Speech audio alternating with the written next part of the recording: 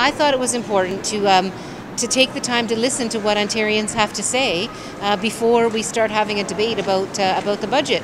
And coming to Sudbury is part of an important part of that process. Talking to them, the people in this community, about what their concerns are, what their hopes are, what their priorities are, what they think Ontario should be doing, what direction Ontario should be taking.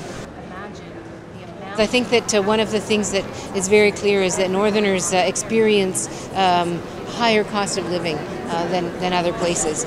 So there's all kinds of things that we need to address around overall affordability, which, for example, getting the HST off home heating will affect everyone in Ontario, but Northerners, with the long winters and the colder winters that they have, that would make a significant difference. We know that there's real concerns around, for example, highway maintenance and the ability of people to travel northern roadways more safely. So we're taking a look at that, and we want to see the government make some changes to the standards there.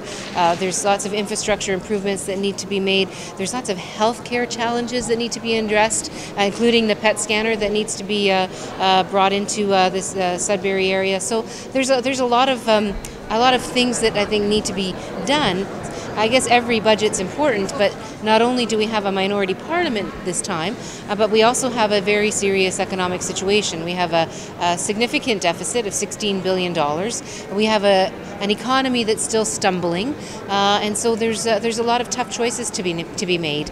And I fear that without bothering to listen to what Ontarians have to say about what those priorities should be in terms of our choices, the government's going to put together a budget that's not responsive to the concerns of everyday folks. Do I want our finance to get under control? Yes, I do. I mean, you cannot continue to have those large deficits. It puts everything at risk. It puts everything that the people depend on from their government at risk. The finances have to be straightened up. Okay, and how should we do that?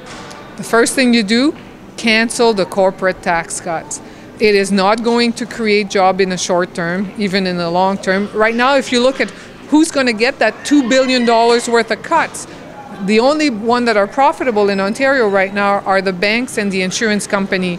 The banks are not hiring, they're laying off. The insurance company are not hiring. To give those big corporation a $2 billion tax cut is not going to create jobs. Let's live in the present.